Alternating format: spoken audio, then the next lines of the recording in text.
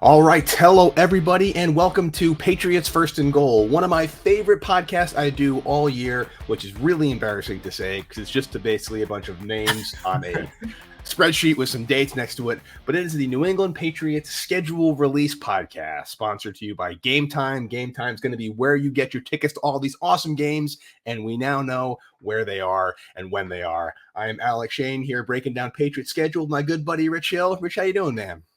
I'm doing well. Not great with the schedule, but we'll break that down in a little bit. How are you doing, Alec? I'm doing okay. You know, it's funny. It's amazing. I'm always very impressed with how the NFL is able to drag out something that could take maybe 8 seconds into like a week long. They leak things and they prognosticate, and then there's like schedule release breakdown shows. I guess it's the same reason, like, you can either watch the Oscars or you can like see who won the next morning. This is my Oscars schedule release. I'm with you though, man. Like, I looked at the schedule and I'm not overly happy with how things shook out. I not the best schedule, I guess. I mean, we knew who they were playing and where they were playing, but I feel like this could have gone a little better in terms of timing for me, in terms of when they're playing.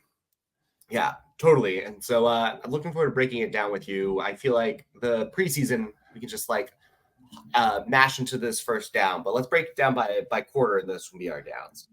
Yeah, that sounds good. All right, so let's do like pre-first down, I guess, like kickoff to the fair caught in the end zone. Preseason, home against the Panthers on the 8th of August, home against the Eagles on the 15th, probably some joint practices there, and then at the Commanders the 25th. This should be an interesting preseason. Probably see a lot of Drake May. I want at least one Drake May to Tyquan Thornton bomb before he gets cut. But again, I've got nothing really to say about the preseason. It's kind of useless. Yeah, no, I mean, I'm excited to see the games themselves. You know, like, what are the lineups on the offensive line? Who's starting at left tackle? Who actually kind of looks okay? Because this is where you're going to be your first real chance to see throughout camp. Who do the coaches believe in?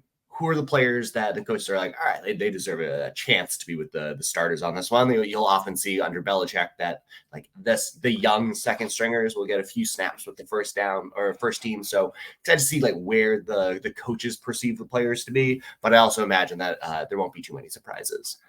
No, do you remember, Rich, when it was kind of the Cam versus Mac debate? Did Cam Newton get the bulk of the starts of that preseason? Was that mostly Mac Jones? Do you remember? I honestly don't remember. I think it was very, very much clear though during like camp and everything like that, where it's like, oh, Mac's the guy. Mac's the guy. Yeah, that will be the question. Obviously, hopefully it's Brissett, but maybe Drake May can have a phenomenal preseason in camp and take him over. We will see. But again, nobody cares about the preseason. I'm glad they got rid of that one game. That Week 4 New York Giants Patriots matchup was always so painful to talk about and break down. Hey!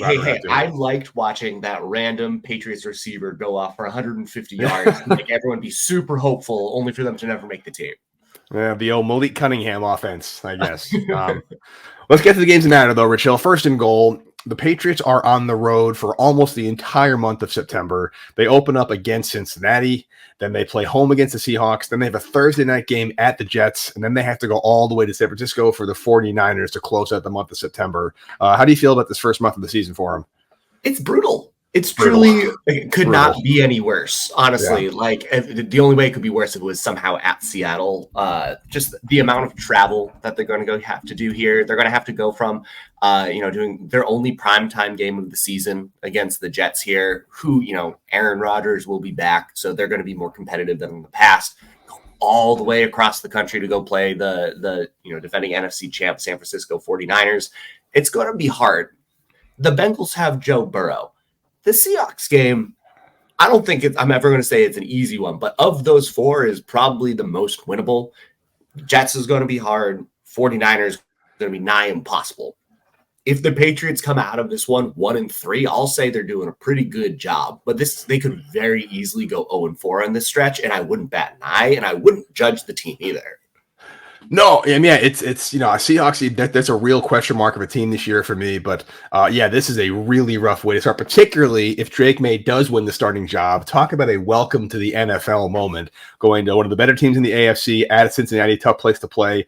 Home against the Seahawks, that's kind of a crapshoot. And then you got to go a short week for a Thursday night game at New York, big AFC East rival. and then all the way across the country. I guess the one saving grace is they had that mini bye after the Jets game, so they can go to San Francisco a little earlier. I was really hoping you'd see at San Francisco and at Arizona back-to-back, so they could stay on the West Coast for that leg, but that obviously didn't happen. They're going to play Arizona all the way till week 15. So not only is it a lot of travel, it's 3 or 4 games on the road, and it's 3 or 4 games against 3 really good teams, possibly 4 really good teams, depending.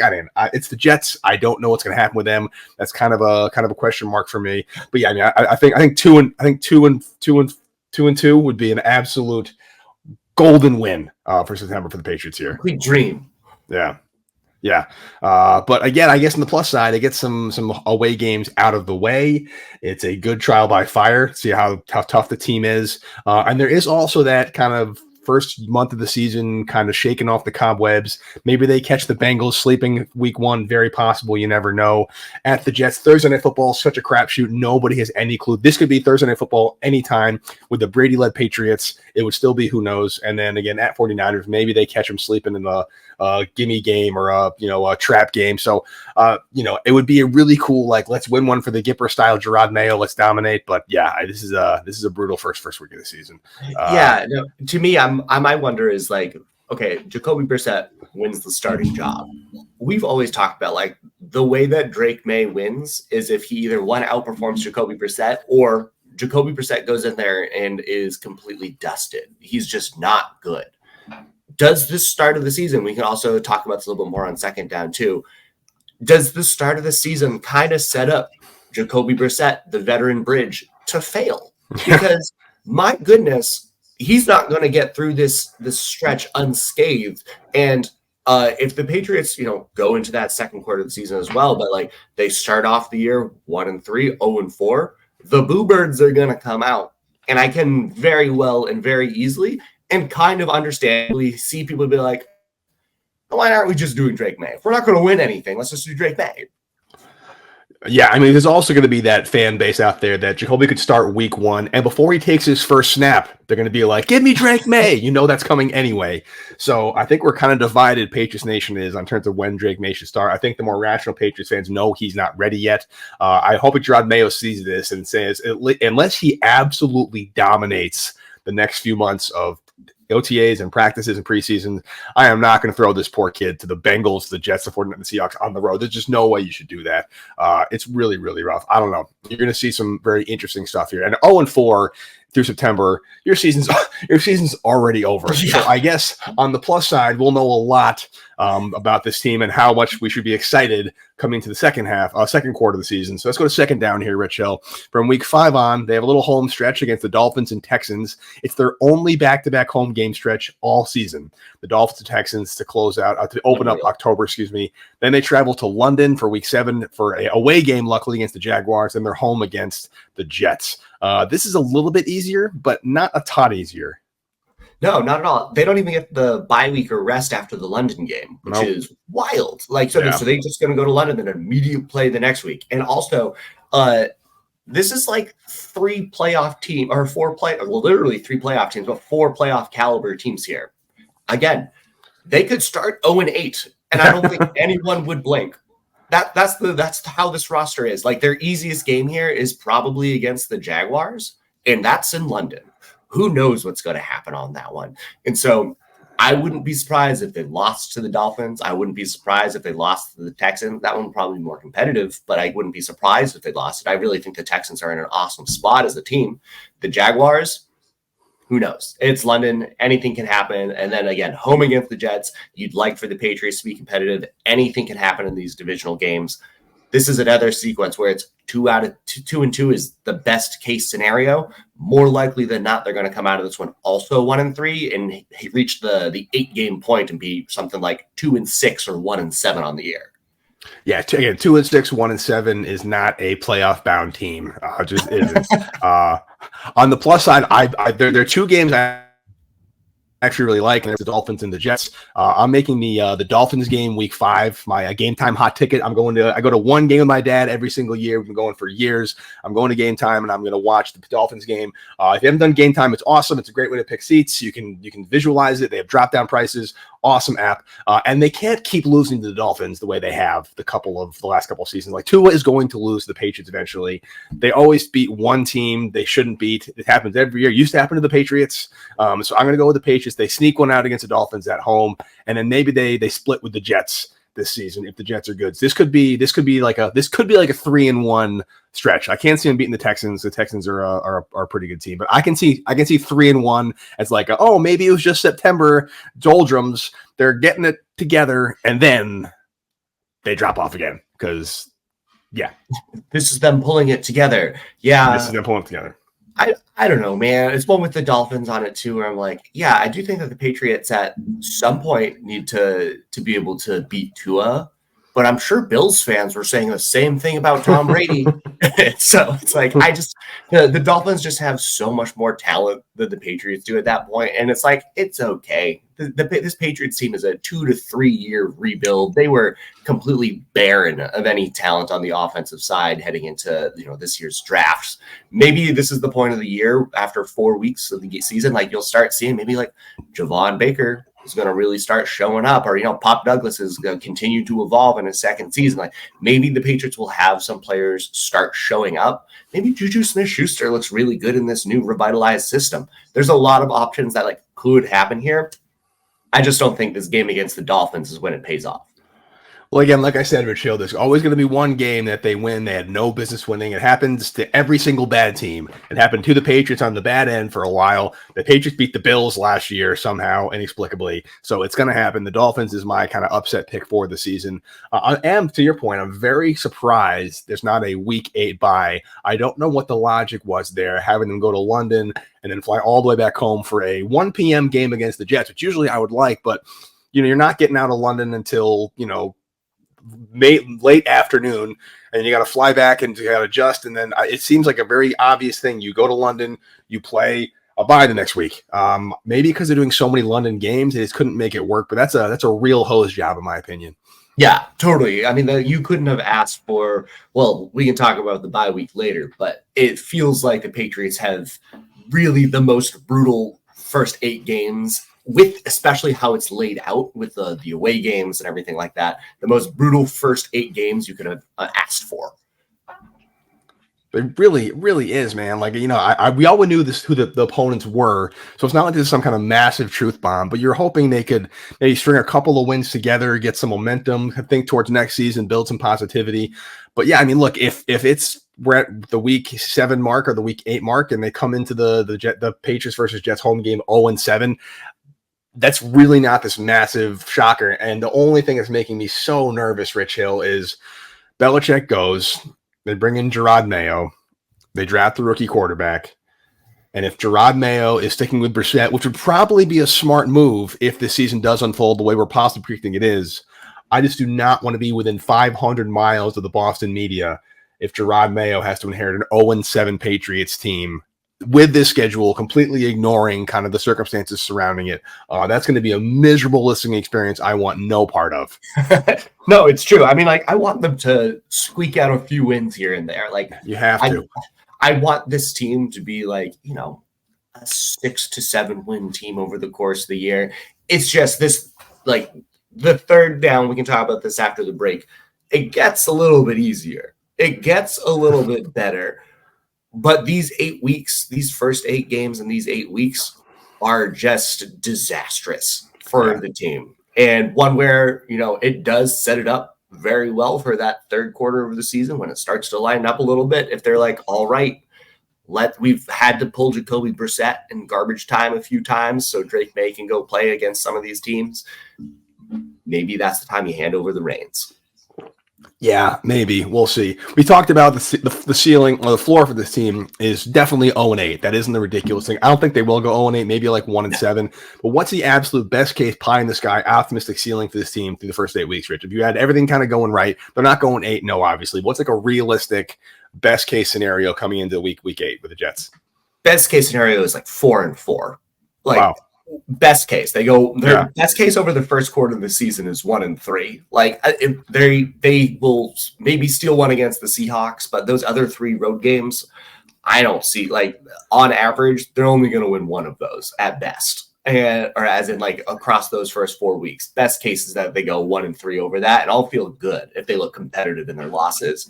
That's that second quarter of the season that you mentioned, like Dolphins, Texans, Jaguars, Jets. They could win 4. I feel like all 4 of those games are winnable in my mind. Best case, I don't think they'll go 4-0, but they could go like 3-1 in that stretch, and that would like be really cool. Win some like coin flip games. And so, I mean, like on average across that, best case scenario is that they go 4-4 in the first half of the year.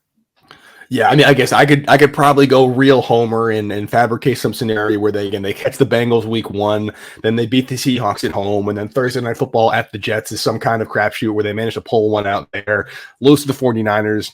Maybe they squeak it against the Dolphins. I guess I could do like a 5-3 through 8, but that's a real pie in the sky scenario. I think 4-4 would be amazing. There have been some great Patriots teams in the past that were 4-4 coming into week 8. So that's phenomenal. But yeah, I think 2-6 is much more realistic. So we should set our expectations accordingly. But you're right, Rich. It does get easier on the third quarter of the season, which we'll talk about in goal coming up.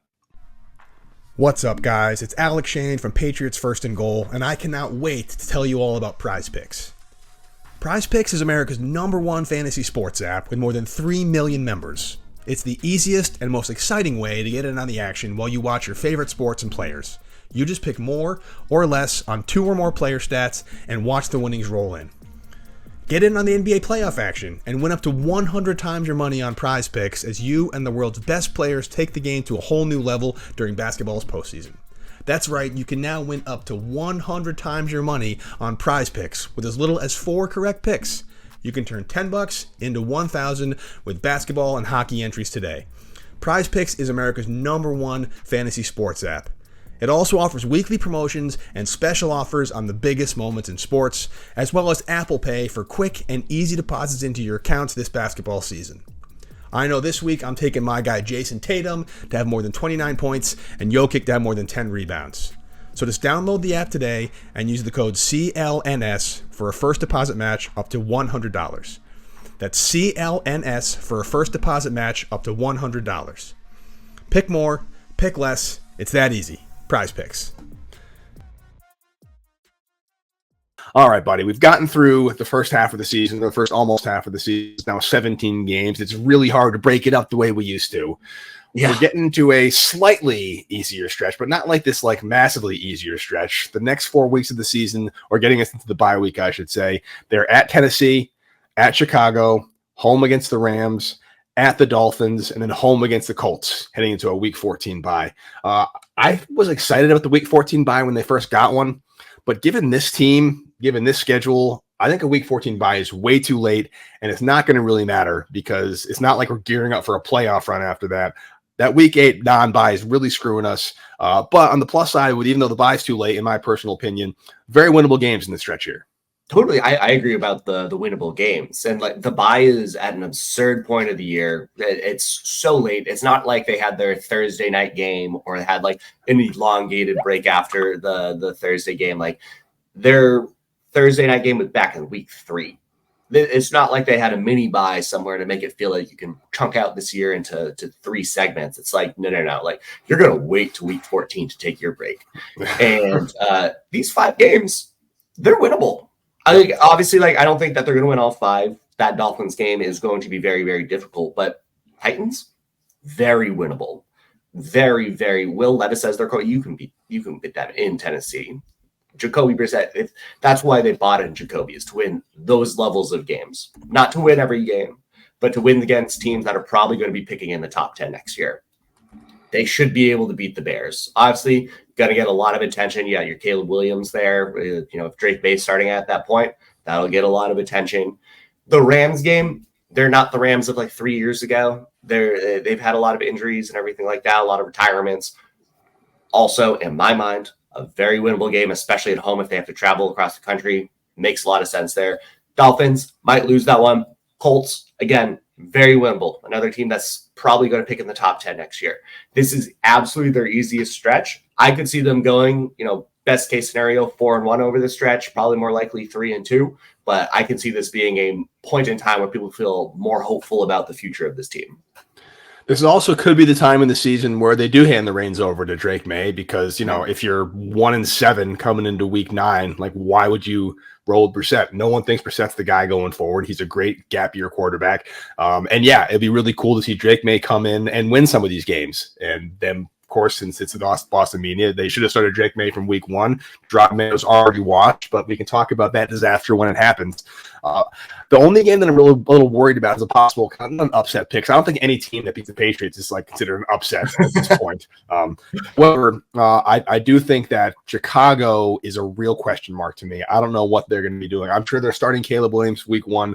I don't know what they're going to do in terms of the damage they're going to do this season. But I feel like that's one of those games where the Patriots maybe are coming in a little favored and they just completely crap the bed, and Williams just dominates Drake May, and it's the whole more narrative thing. The theme of my rants on this podcast, Rich Hill, is there's a lot of potential for the absolute worst of the Boston media to have an absolute field day with this team, and Chicago could be a real ripe piece of that. Well, totally. I mean, the big narrative on it is, did they set up their quarterback for more success than the Patriots? Because you look at what they've done over the past couple of years. Acquired DJ Moore, who's a 1B, if not a 1A wide receiver. They traded for Keenan Allen for like a 4th-round pick. Obviously on the older side of it, but he's been the most consistent receiver when healthy over like the past 7 years, kind of a thing. And then they used another top 10 pick on a wide receiver. They've been investing. They've been adding players to the line. They've been doing everything to put the highest level of talent around their young quarterback. And obviously Justin Fields didn't work out. Okay, try again. What have the Patriots surrounded their quarterback of the future, Drake May, with? Sure, they've invested draft picks. Also, we'll definitely say Jalen Polk, good investment on that one. I like Javon Baker, 4th-round picks. Not necessarily going to say it's like a proven veteran level kind of a support, but okay. What else? I'm not going to say Juju Smith-Schuster is anywhere near the same level as Keenan Allen. I'm not going to say KJ Osborne is anywhere near the same as using a top 10 pick on a wide receiver. Obviously, Patriots didn't have the chance to do that. They needed it for Drake May. They just don't have the same talent around their team. So one where I do think that they should be able to beat the Bears, mostly because I trust the defense. I think DeMarcus Covington's going to do an awesome job with this defense. The talent's all there. I think that they're going to continue to be a top 3 unit in the entire league. I believe in them fully and their ability to fluster a rookie quarterback. So I think that's where the game is going to be allowed to be competitive.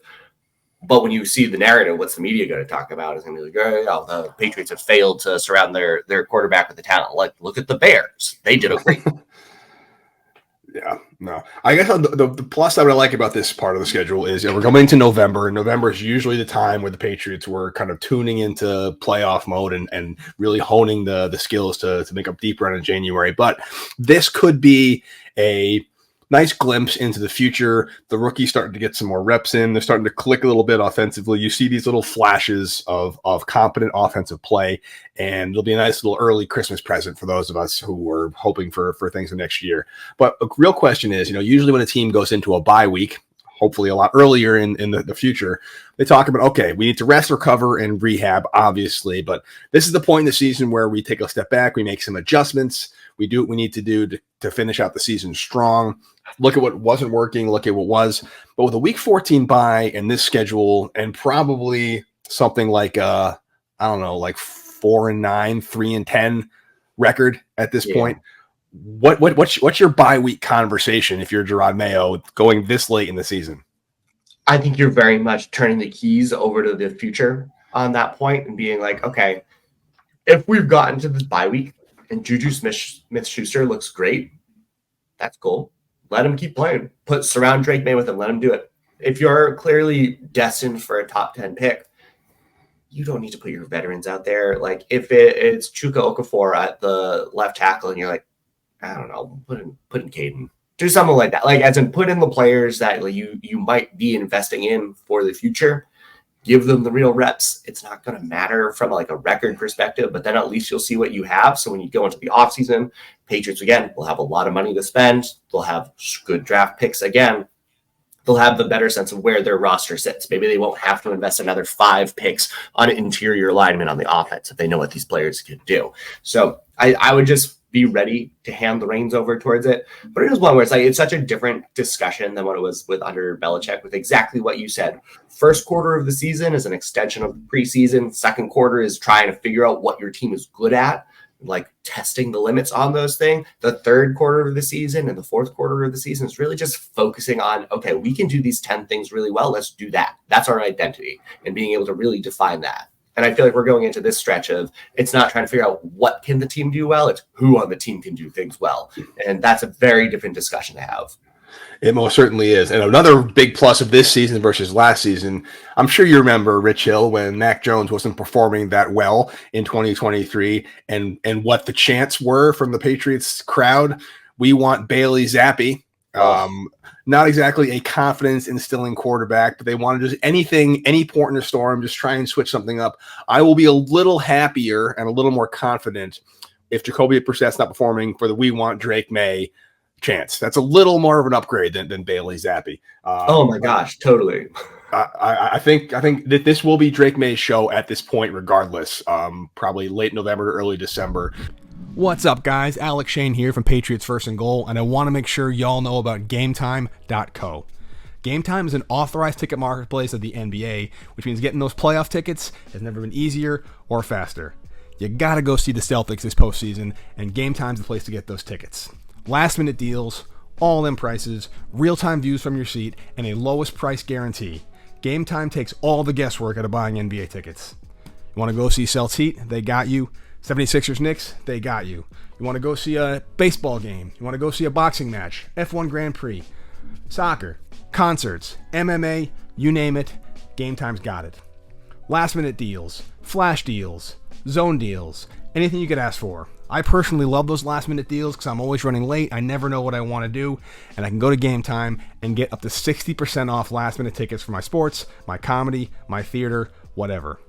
Even better, their lowest price guarantee means Game Time will credit you 110% of the difference if you find something better. So check out GameTime.co now. Take the guesswork out of buying NBA tickets with Game Time. Just download the app, create an account, and use the code CLNS for $20 off your first purchase. Terms apply. Again, create an account and redeem the code CLNS for $20 off. Download Game Time today. Last minute tickets, lowest prices, guaranteed. Which goes into our fourth and goal, Rich. They come off that bye week in week 14, and they have at Arizona, at Buffalo, pretty rough stretch there. Then they're home to close out against the Chargers and the Bills. Both of those games are TBD. The only way either of those games go to prime time is if there's some kind of massive playoff seeding for LA and Buffalo, because the Patriots are not going to be in playoff contention at that point. But those are probably going to be 1 p.m. games as well. 11 1 p.m. games, possibly 13 1 p.m. games for New England. That is unprecedented. They're usually at least 5 primetime games. It is wild to see them. No Monday night game for the Patriots this year. That one primetime game, like you mentioned, Thursday night early in September. Then it's just the local broadcast. That's where we're at so far. In terms of this last stretch, it's the Bills. Maybe the Bills are resting everybody week 18. The Chargers might be resting people week 17. I doubt it. They're probably still going to be in the playoff hunt because they're in the AFC West. Arizona, I think, is beatable. At Buffalo, probably not. So this could also be a 1-4, maybe 2-2 stretch if someone sits some starters. Yeah, totally. Well, I mean, I think Patriots, my prediction is that they'll be like 5-8 going into this stretch. And I think that the Cardinals game is winnable. Not going to say it's easy because you got to go across the country.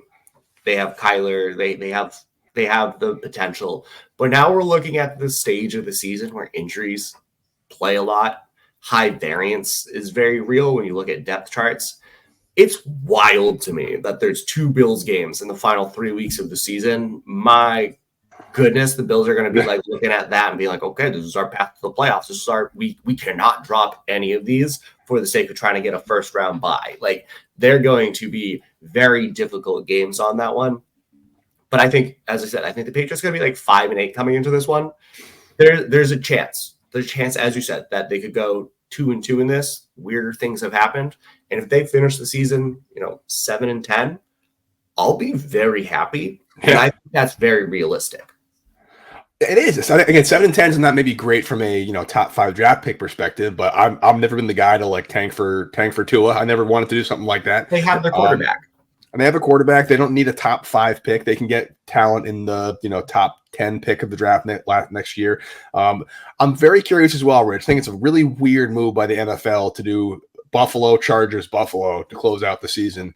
If the Patriots and Bills were both good teams, it might make some sense. But I think maybe since the Patriots upset the Bills last year, there's some kind of upset pick here. But I don't think this is a very kind of, from a narrative perspective, some kind of sexy postseason push matchup here. I know they always like to close out against divisional opponents.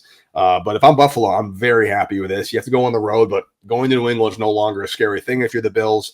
I guess on the plus side, they're very, very likely to be out of postseason contention well before Week 16, which is their last away game of the season, and they can kind of just start packing up early from Week 17 and 18, and then get out of there and start their off season. Again, not the worst way to end the season, but yeah, I can see another 1-4 stretch here, which isn't the most joyous way to close out 2024. But again, based on this schedule, I think at this point we're just going to be like, just get me to 2025. Totally. End this madness, Totally. Well, it's a very different fandom year, where like last year it was heart-wrenching to see that this team that we thought that could pull it together, that could get just a wild card, not expecting much, just to have the four fallout.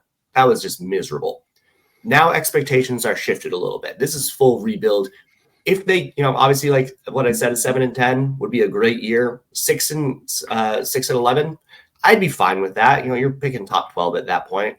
Anything like if they get fewer than 5 wins, it'll again be just like a disappointment from an output perspective. But again, we're talking bottom of the barrel kind of records here. I'm not looking for them to be a contender. I'm looking for them to set up signs of promise for the future. And if in these final 4 weeks, Drake May is the starter and he has some good days, that'll be nice.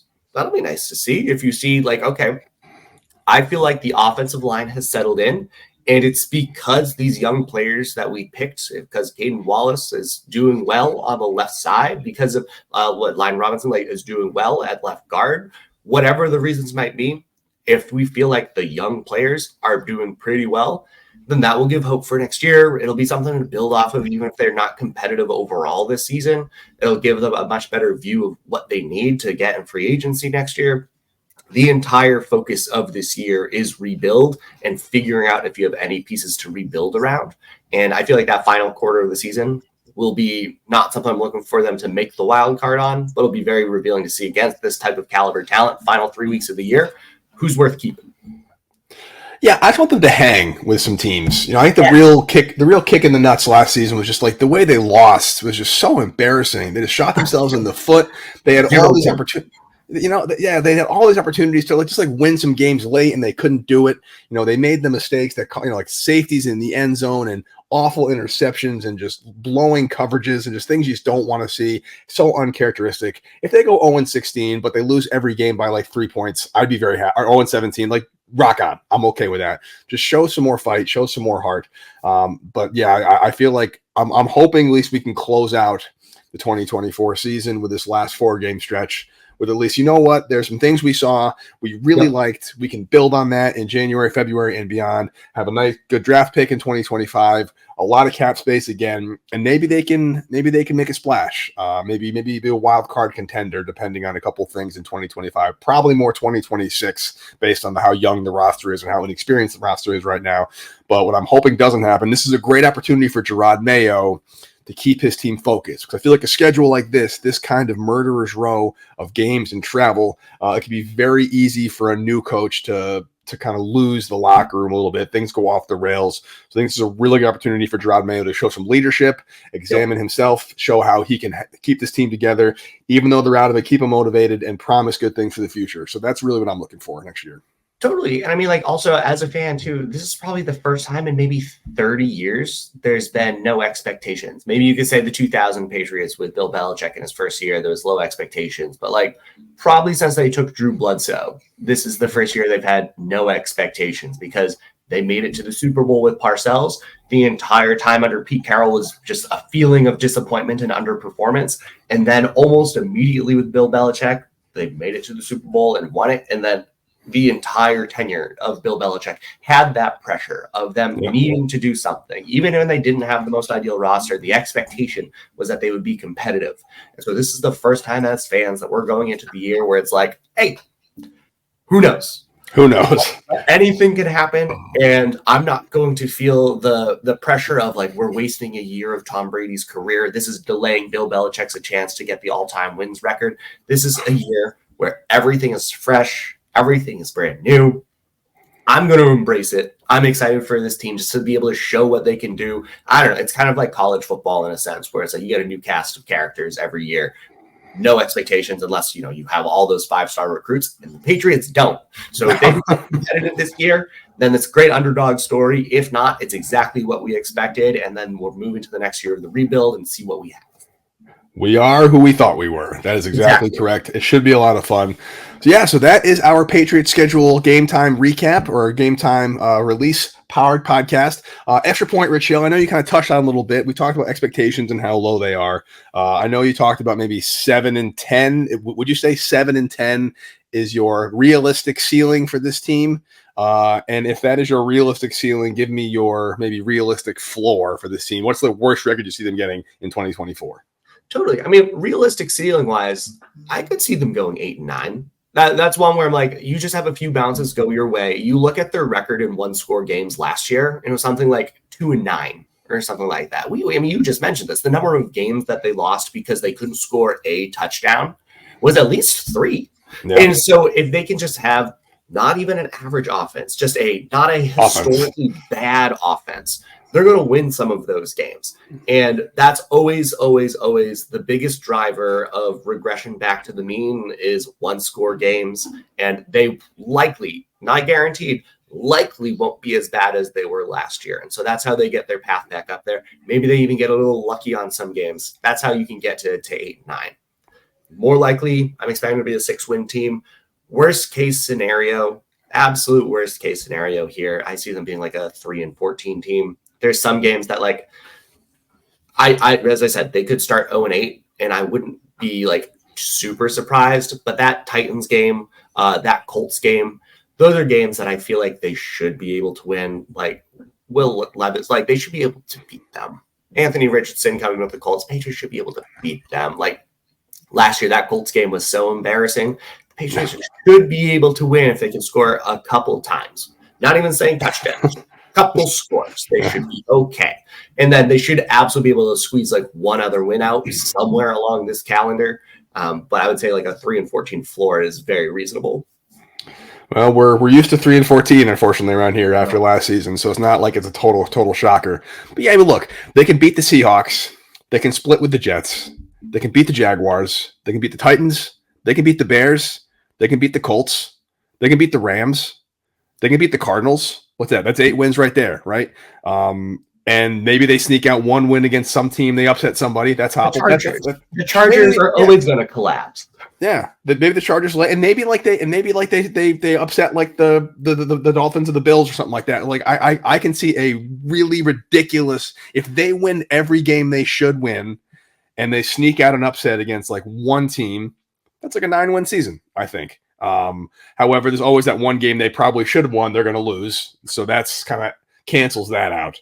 But yeah, I mean, I'd be so happy with an 8-win season. Holy cow, that'd make me ecstatic. I don't know about 3-14. I think maybe 5 wins is probably my floor, unless something really goes wrong. I think 5 wins is, again, you want to win more than you won last season. Obviously, it's totally new team, total rebuild. But I can see a 5-win season. Maybe a little being too optimistic here, but I can see him definitely beating the Jaguars. I see him beating the Titans. See him beating the Bears, the Colts, and then the Jets. I think those are my 5 very comfortable wins. The rest can go either way. See that? I mean, definitely sounds like a very reasonable expectation. And then obviously, like for me, beyond record, I don't think record really matters this year. Not at all. What I want to see more than anything is promise. Whether it's, hey, Alex Van Pelt can call a really good offense. I like how the position they're putting the players in to succeed. If we had a player with a little bit more ability, I see what's happening. Amazing. DeMarcus Covington, seamless transition on defense. Cool. Drake May has a few snaps here or there, or even like takes over the reins and looks commendable. Awesome. A lot of these rookies or second-year players that they have are stepping up into the starting lineup, and it's not terrifying.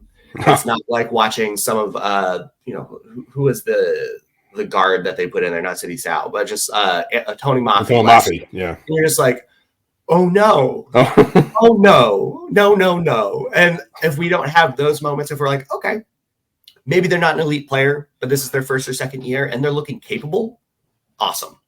That's what I want coming out of this year more than anything with the record is I want a feeling that, okay, they got some pieces to play with and something to build around. Well, the good news is, Rich Hill, we are quite crazily, we're not that far away from the start of minicamp and OTAs and off-season and training camp and preseason. It's coming around the corner. I'm always blown away by how quickly the off-season flies by and how much there is to talk about when literally nothing is going on. It's pretty impressive how we're able to ramble on about things like this. So good for us. I'm excited about it. Anything else you want to talk about before we get out of here? Nope. I'm just looking forward to camping whenever people start putting pads on. That's right, man. All right, dude. Well, good talking to you, and we'll talk soon, man. All right. Until next time, you have a good one.